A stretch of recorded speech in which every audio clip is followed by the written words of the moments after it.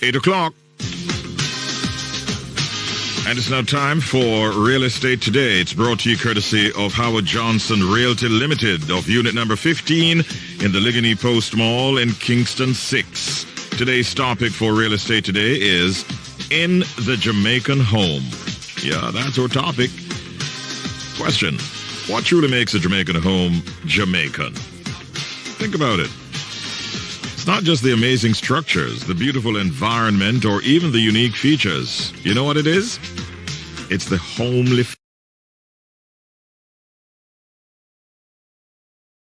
feeling. Whether you were born here, moved here, or came for a visit, you will find comfort in a Jamaican home. This morning, our guests are our resident realtor, Howard Johnson, who joins us on the telephone. We say good morning, Howard. Good morning to you, Richard. How are you, sir? Well, I'm doing well, and you? Not too bad at all. Excellent. Top of the morning. To you too. And how do you like being referred to as our resident realtor? Well, I'll take up my residence.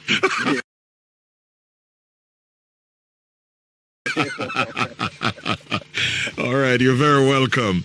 Now, we have Julie Mango, we understand. Juliet Bodley is our next guest. She hails from the parish of Mandeville and now resides in Kansas City in Missouri. And all morning I've been trying to figure out, I wonder why they call her Julie Mango. But Juliet Bodley, good morning. Good morning, Richie B. How are you? I'm doing well. Is it because you love Julie Mango or something else? I'm just wondering. Yes, it's because as a child I used to eat a lot of Julie Mango, so my dad gave me that name. Oh, okay. And it has stuck with you all these years.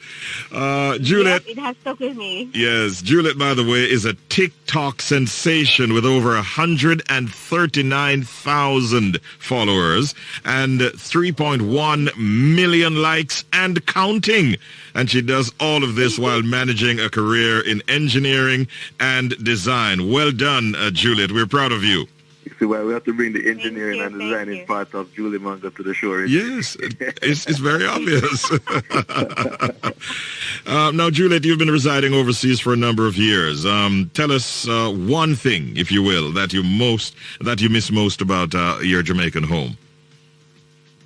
Being able to sit on the side of the road and count cars. Oh yes? Yeah. Well, that was your favorite pastime? That was my favorite pastime, especially in the evenings, like evening time, especially when I was a little girl. The helper, she used to take me for a walk, and we used to go out on the street side and sit down on a stone or in the grass or something and count red cars, yellow cars, white cars. Okay. I miss that. You can't do that here. If you do that, the cops will ask you if you're drunk or something. Right. Okay, don't start at this late stage. It is widely known, though, that Jamaicans need a few necessities to survive, Juliet. What three things would we find in a typical Jamaican household? Scandal bag, definitely. Really? You're going to find a bunch of scandal bag in Jamaican homes. Yes, because we need, if we're going to give our friends something, yes, we're putting it in a little scandal bag and give them. If we just need to package a little thing quick, we're going to wrap it up in a little scandal bag. So we have if we want to take out garbage, we don't really like to buy the expensive garbage bag at the supermarket. So we just do that. Draw for a scandal. Bag into that. Okay. That's one. Thing. Yes. You always have up some prayer on the kitchen wall, like a kitchen prayer. God bless this home. True. Or home sweet home. Mm-hmm. Or one of them little prayer, little old time kind of figurine painting looking thing hung up in the kitchen. Mm-hmm. And then another thing is, I don't know if any Jamaican can survive without a Dutch pot. The Dutchie. Yes. Yeah, the Dutch pot. Yes. Three things she just named that you will find in the Jamaican household. The scandal bag, a prayer on a wall somewhere, usually in the kitchen, and the Dutch pot. Mm-hmm. Howard, do you agree with that? Yes, man, I totally agree, and I have to laugh because I'm looking at my scandal bag right now. All right, let me ask you. I had a visitor. Go ahead. I'm hearing you. Go ahead, Juliet.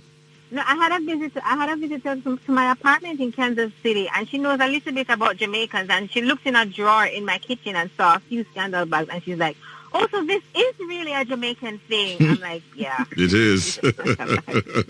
There's the confirmation.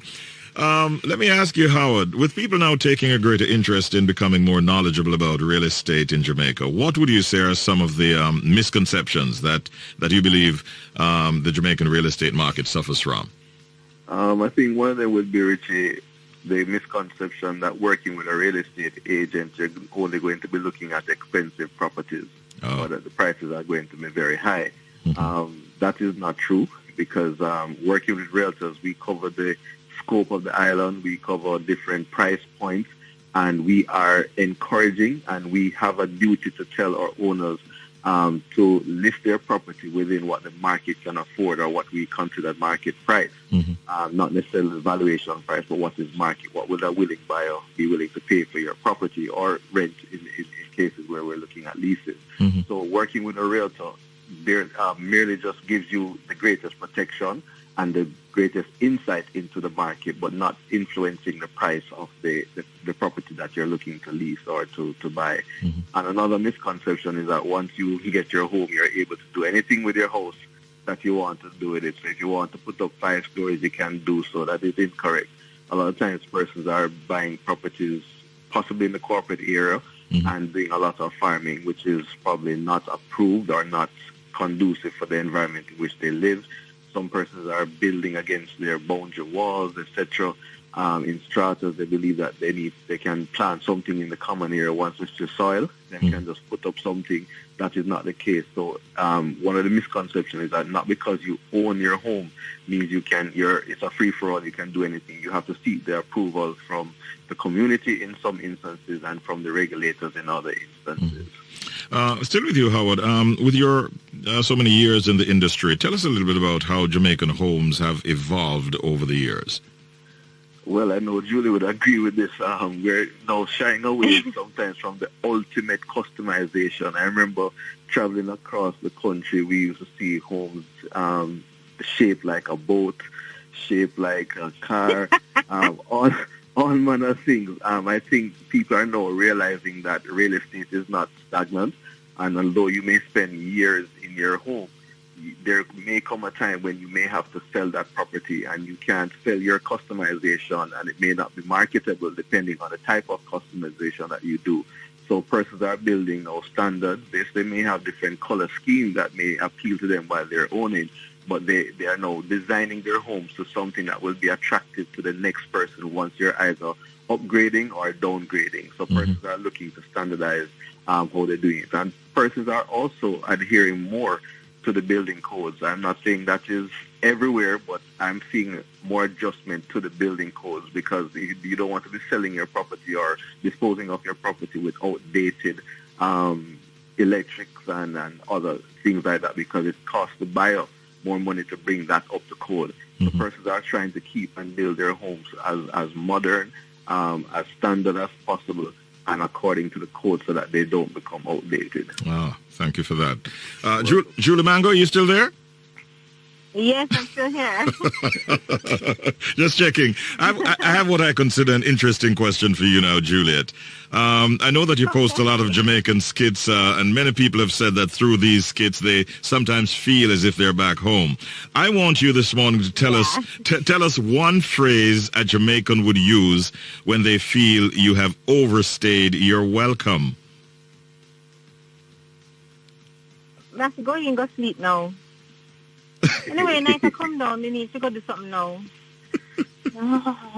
They would always say something like, "Me tired, me going go sleep now." So if you visit somebody and you're talking and thing, and even if they're not going into sleep, all of a sudden they have so many things to do. So the number one thing for me, or the number one thing I usually hear people say, not to say that I overstay my welcome. I can't go in, go sleep now. I'm tired, you see, man. Get some rest. Oh, gosh, I tell you.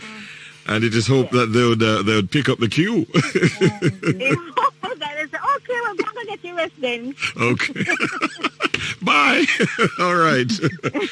Thank you so much for that. We're moving on now, Howard, to the tip of the day. And you have it, don't you? Yes, I do.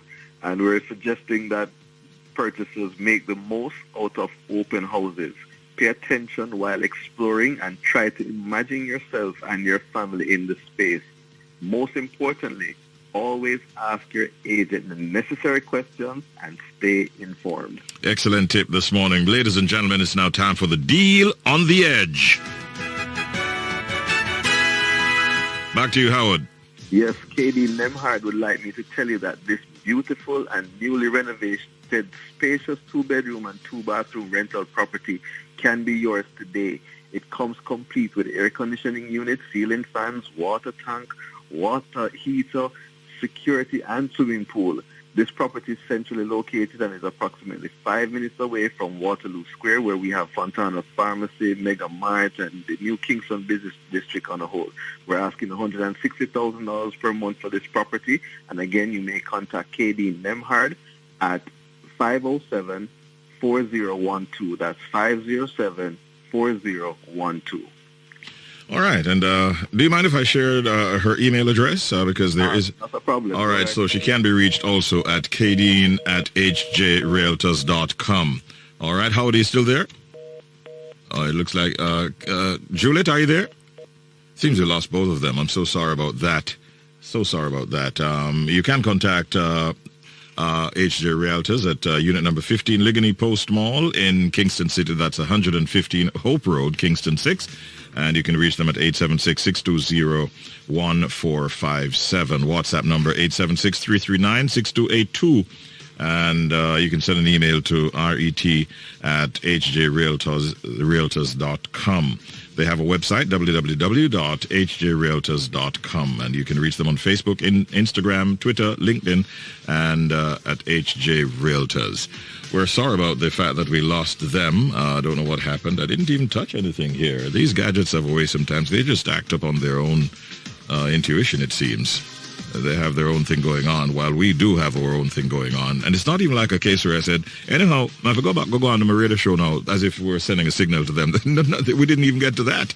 So, our apologies to Juliet and to Howard. But we thank them for spending time with us this morning inside of Real Estate Today.